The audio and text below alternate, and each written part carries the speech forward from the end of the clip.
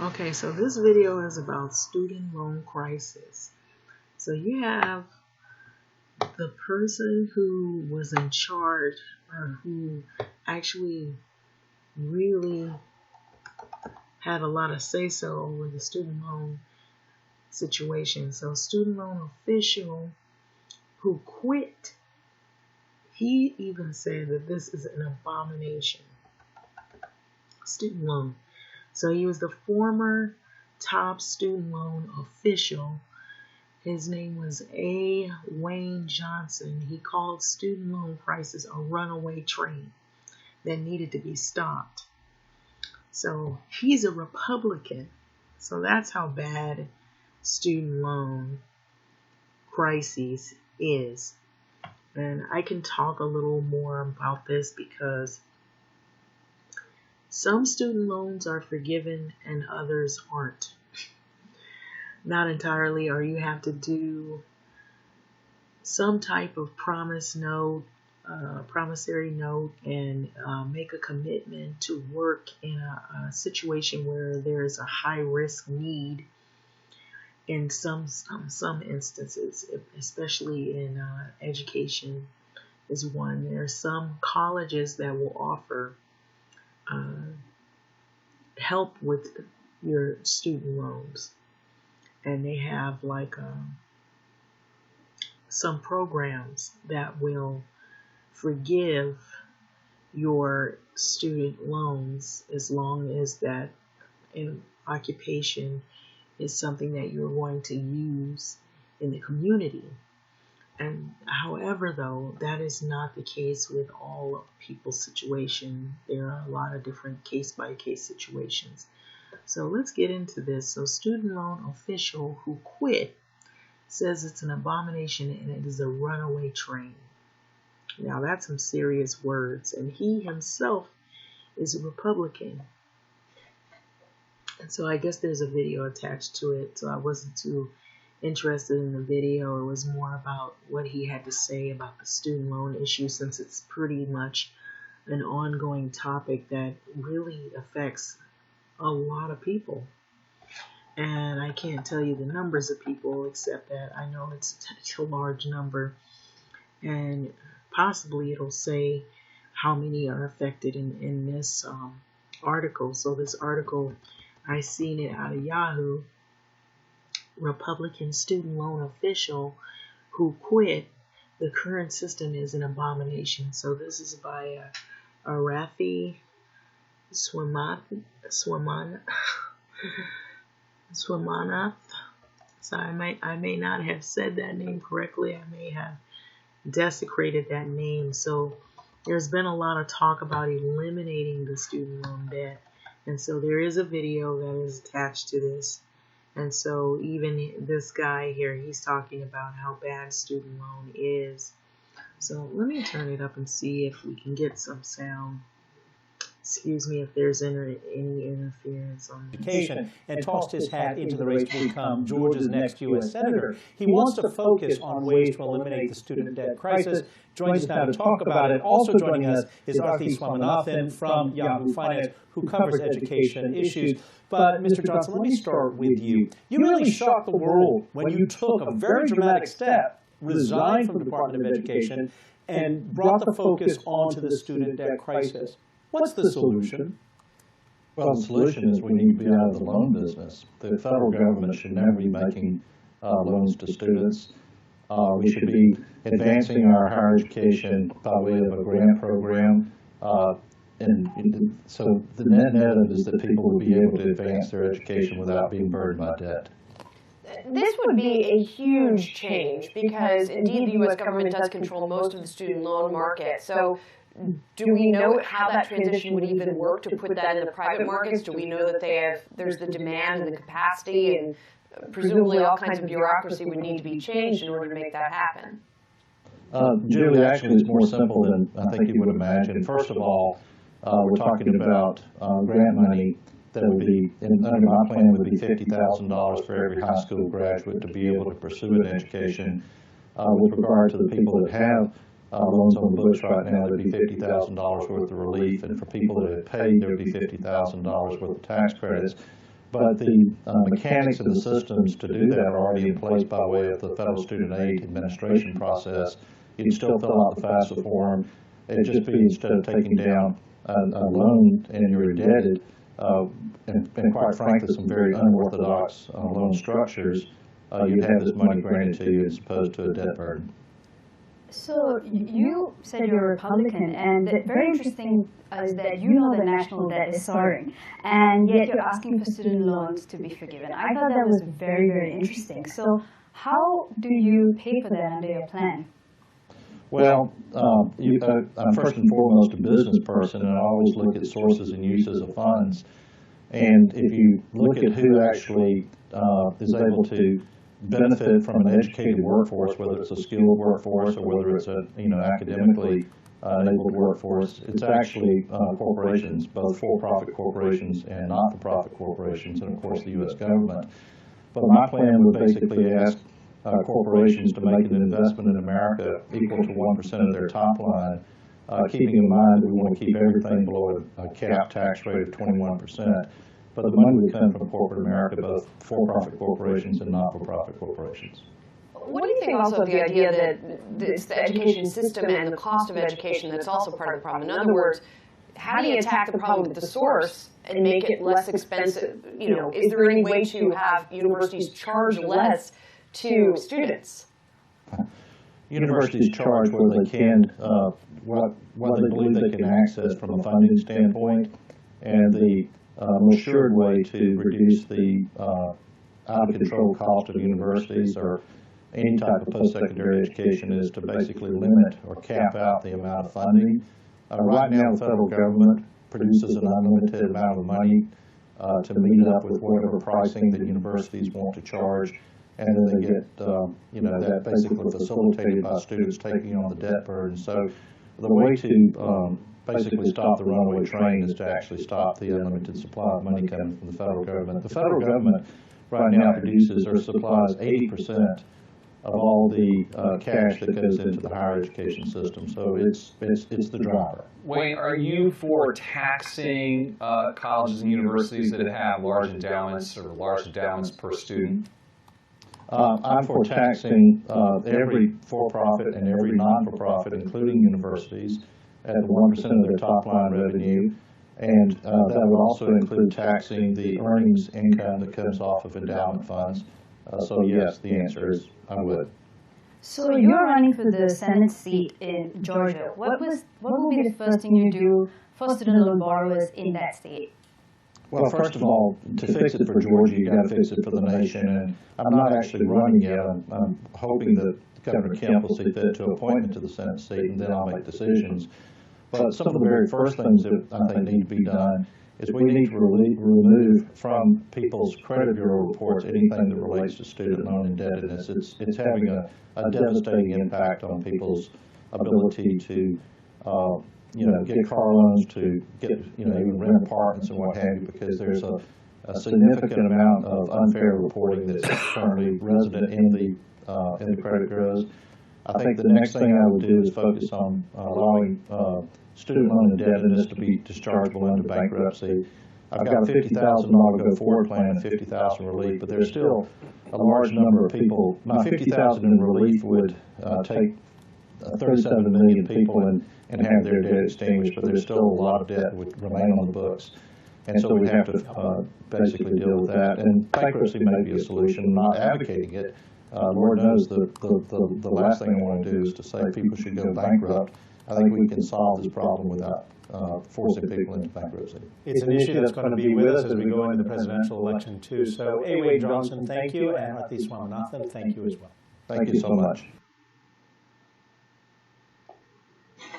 Okay, I'm really glad that they said the name of the author, Arthi Swaminathan, because I was not able to pronounce it, not one bit. So it's in a commercial. So he said some really important things that I was going to mention, that from what I've known, people who are in extreme student loan debt have had trouble leasing cars, buying cars, renting apartments, getting houses, and it really ends up on the TRW, which is a credit report. It's like a credit bureau history of what your debts are owed, and to get out of a university or a college institution and already you're young and you're trying to start your life,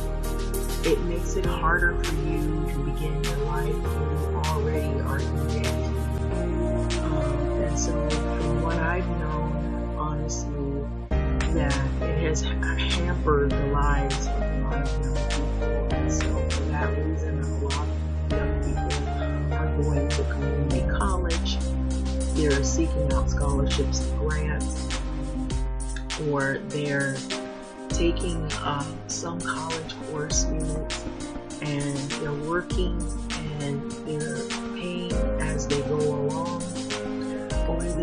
or they are not going to these universities that the federal government is taking action to fight the vaping crisis. President Trump wants to raise the age to purchase e-cigarettes from 18 to 21. Now, that move comes amid new findings that recent vaping-related illnesses and deaths could be linked to vitamin E acetate. Now, Danya Backus on why scientists are concerned about this deadly toxin. Their financial aid After months of investigating, the Centers for Disease Control and Prevention says there's a breakthrough.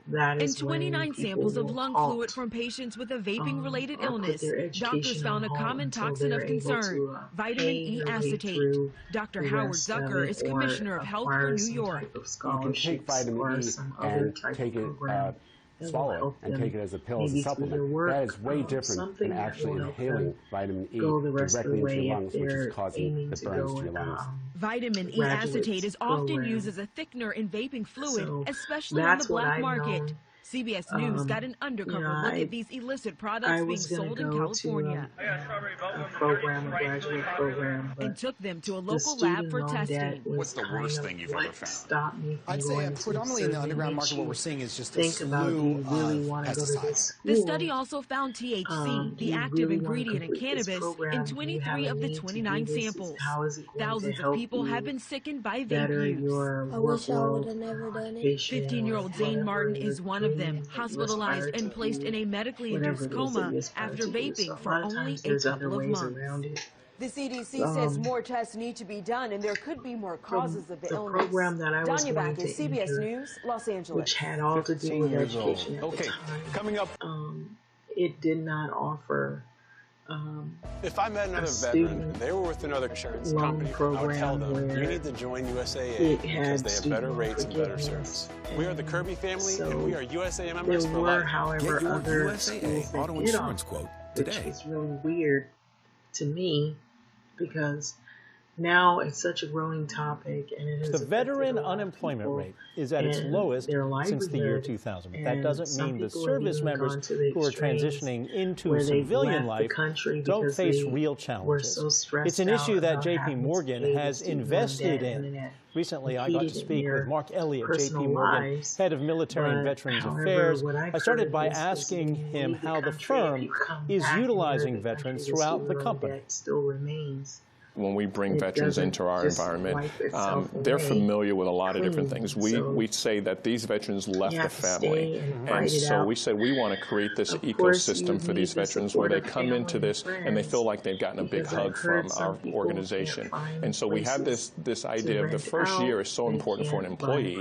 We say this first year is important for our veterans as well. So we put some programs in place. One of them is our Pathways program, where we say, listen, we're going to touch you a number of different times in this first year. We're going to give you an opportunity to rotate through a couple of jobs to see what fits for you.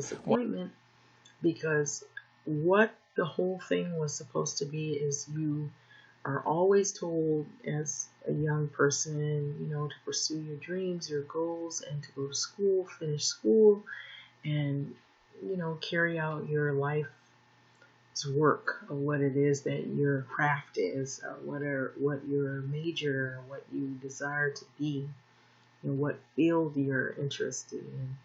But to have this cloud hanging over your head of student loan debt before you even enter the world as a young person is really, it's very not only stressful and disappointing, but it is not something you would expect so early on in your life. Usually, you don't see or hear those stories, you would think, until a person is well off in their life, and then they've had some life situations happen, and then maybe, you have some medical issue that would maybe be expensive or costly, or maybe you'd had to leave a job, you're between jobs, but to already have a debt hanging over your head before you even begin your life, to get a chance to even make things progress, to get anywhere, is just,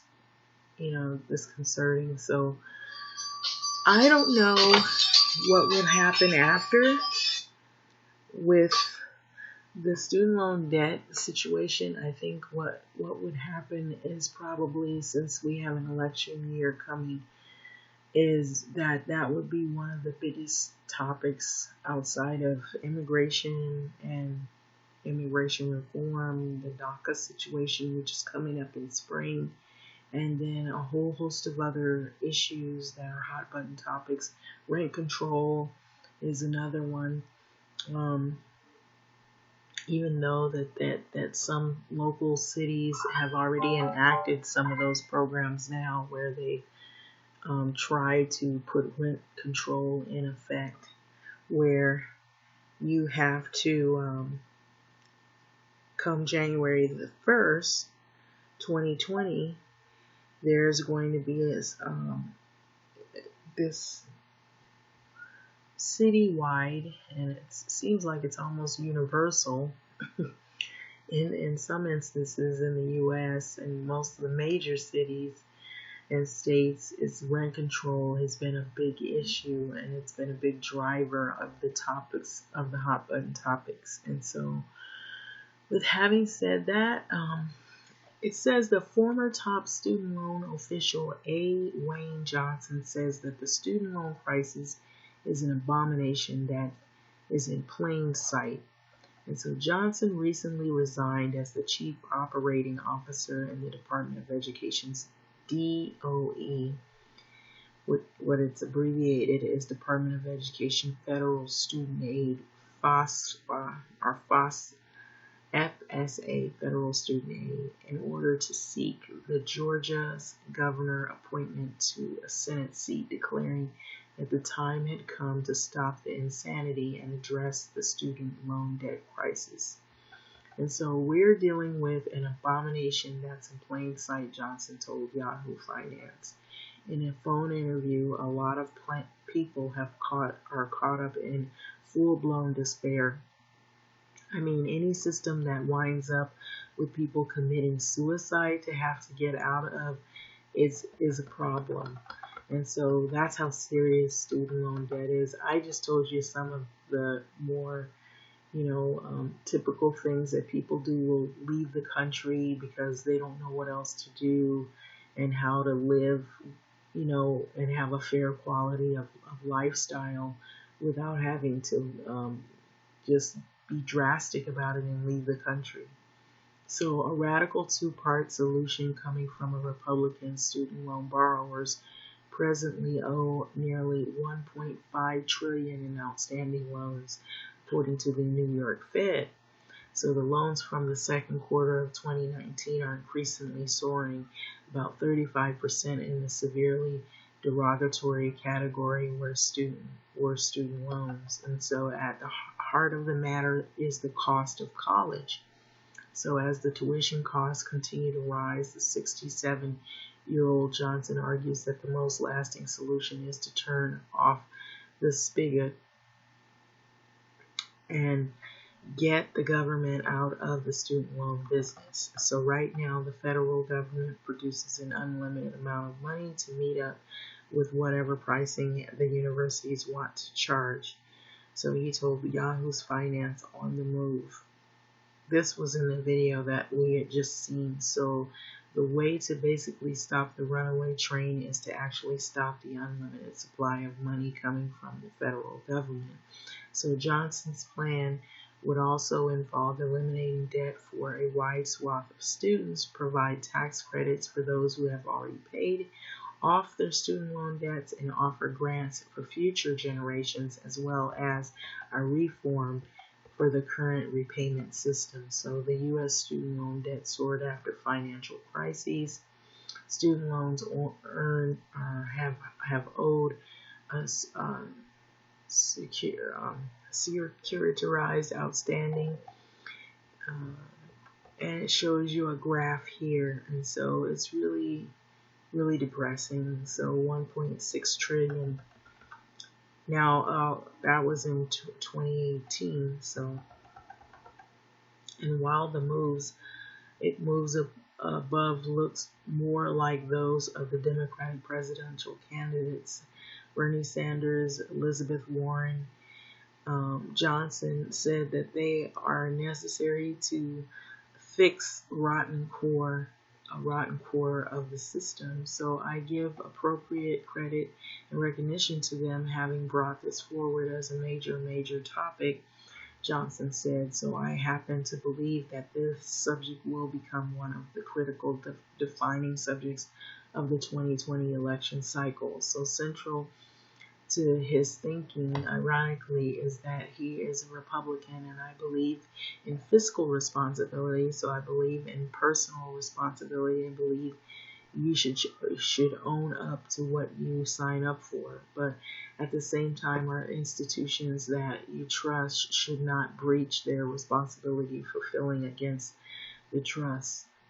So one expert noted that Johnson's middle ground plans could ignite and fuel for change across party lines. And so when the prominent Republican supports loan forgiveness, it demonstrates that the issue has bipartisan support. Mark Kantrowitz, publisher of the SavingsForCollege.com, told Yahoo Finance. So with the fact that Johnson hopes to ease the federal government out of managing the behemoth student loan portfolio, this might even be enough to overcome the historical Republican resistance to the loan forgiveness, Kantrowitz added as well. And so here you have U.S. Secretary of Education Betsy DeVos in Washington, D.C., July 15, 2019, pictured here. And she's usually for-profit colleges. So I want to fix this problem for Georgia. Johnson's journey, Department of Education, was a circuitous one, and he didn't have much experience in public service, but he has been in the private sector for decades, and yet DeVos tapped him to lead the FSA office, and so his industry experience, 35 years in consumer finances, from credit cards to payments to credit bureaus, did give him perspective on how to fix the ballooning crisis, Johnson noted. So at age 60, Johnson decided to pursue a PhD in higher learning of education and finance, and so in 2016, after he received his doctorate, he reached out to the U.S. Secretary Johnny Isakson. Isakson sat on the Senate Education Committee and recently vacated the seat Johnson is now vying for. So, introduced Johnson to DeVos. The Education Secretary later invited Johnson to take the coup position at the federal student aid, which he assumed in 2017. So Johnson's decision to run for the Senate seat is aimed at possibly fixing not only the broken student loan system crisis that we're having, but also to the underpinnings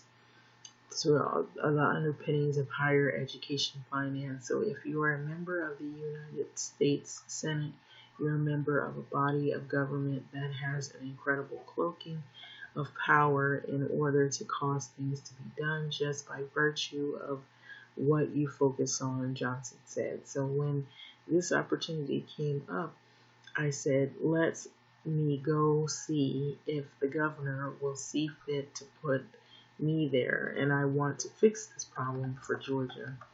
Now, Johnson's plan detailed that he would provide this $50,000 for everyone who graduated from high school to use for their higher learning and education cost of $140 billion a year, Johnson estimated. So the impetus for this idea from the stunning availability of the easy credit, Johnson explained, so we're going to get more and more people getting easier and easier access, taking on more and more of the loan funds, and consequently exacerbating the problematic situation. So interestingly, a recent report by Moody's Investor Service said that the forgiving student loans could also stimulate the economy as well.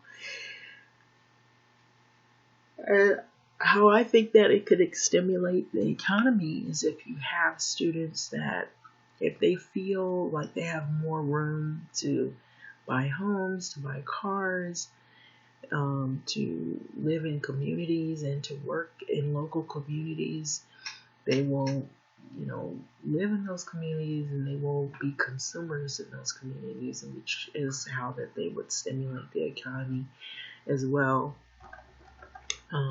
A partial or total student loan debt cancellation would increase households' disposable income by the amount of debt service saved. The report stated economic activity would in turn be boosted. Of course, this is almost what I said before I even read this, by the portion of these debt service savings channeled into other increased spending beyond the debt service savings, and their improved net financial wealth entices them to save less, spend more overall, and yielding even greater stimulus to the economy. And so since more than 90% of the student debt is in the hands of the U.S. government, forgiving that debt isn't all that different from slashing taxes to the government. Other aspects of Johnson's plan, so implement or Pell-like grants of an additional $35,000 for those in need and specializing in science, technology, education, engineering, and mathematics. Forgive $50,000 in student loan debt for each borrower to get a second chance, he said. The cost of $925 billion, Johnson said. Reform existing income-driven repayment plans. Provide a $50,000 in tax credit for those who have already graduated and paid off loans. And so, imposing a 1% tax for the profit companies on top line revenue, who is beneficiary of the educated and skilled workforce. It's corporate America. Johnson stressed, and this is a tax on corporate top line revenue, not bottom line revenue. Expunge student loan related information from borrowers, credit histories, files, and we get over 500,000 requests each month for people that have their credit bureau files corrected. Johnson said, you got a problem when you get 500,000 coming in on a monthly basis, and that tells you that the consumer screening at you that something's wrong in this. So Johnson added that the existing system, which has left millions of student borrowers across America in financial hardship, is a result of poorly designed laws. And so this is what he's trying to work through, or hoping that they can actually look at these things more closer. And I believe these things are being looked at, and they're going to be looked at even closer because of the 2020 election nearing. So taking the example of the poor customer service, current contracts do not have a defined level of the terms of what's your answer time for answering the phone, Johnson explained, but because of that, when peak season occurs, the contractors haven't loaded up or haven't put more people in place, and so more calls don't get answered within the defined level standard. And so, to my knowledge, what I've learned just being a student myself, and then being friends with people who have also been in predicaments like this, is that this is talked about daily, and this is also the defining reason why some people will choose to go to instead of going to USC, they may go to a community college, or they'll go to a school that has like Cal State, that has less expense, and you will owe less, and the class units are a lot less. And the borrower needs to similarly learn. Johnson noted that a new student loan repayment platform called NextGen, which he had worked on, attempts to overhaul the customer service part of the existing student loan repayment system. So it currently works like this. The federal government has contracts with the student loan servicer and the private collection agency for the operation of the mechanics of the student loans, and these servicers send out monthly bills, collects payments, and work with the borrowers on repayment of their student loan debt. But the existing system is fragmented because the borrowers interact only with their own service to manage their account, and so the Department of Education isn't very involved in the part of the process of complications emerging.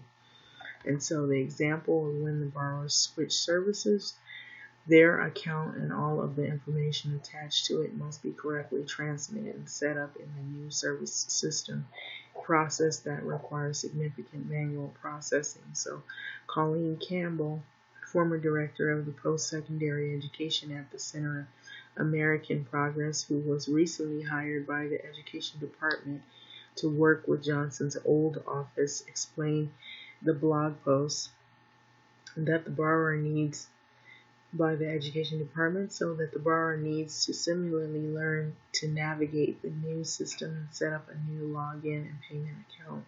So NextGen would simply a lot of these processes, and Johnson is optimistic that it'll be implemented fairly soon, since DeVos is supportive of this reform. So NextGen is designed to make the customer service experience for student loan customers as good as working with anybody like an American Express and Capital One or what have you, said Johnson. So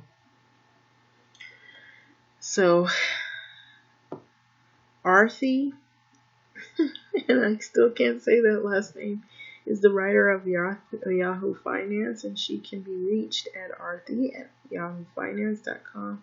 Follow her also on Twitter. And so I think this is a pretty good article. It deals with the student loan issue as of current.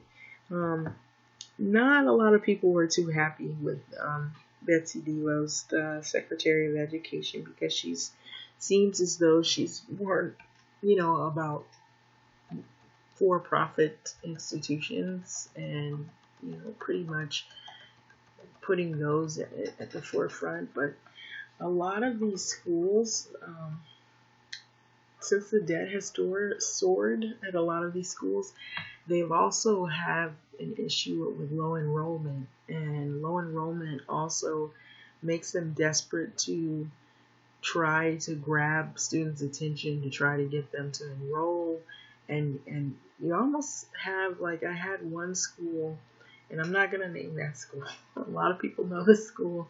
University, very popular here in California, keeps emailing me and trying to get me to get into their graduate program, and they keep giving me all these invites, and it's crazy. And in the beginning, I was looking at a couple of their programs, and I hadn't quite made the decisions, and then I had constantly had some representative that was calling me from the university that was asking me if I was interested in signing up, and then from signing up that there were all these different programs that I could get loans from.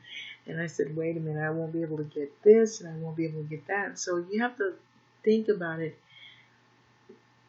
When they give you these loans, they're not like small loans. They're like loans of 20, 30, 40,000, sometimes even more. And so that's not including some of the things that it's in those books and things you're going to pay for out of pocket.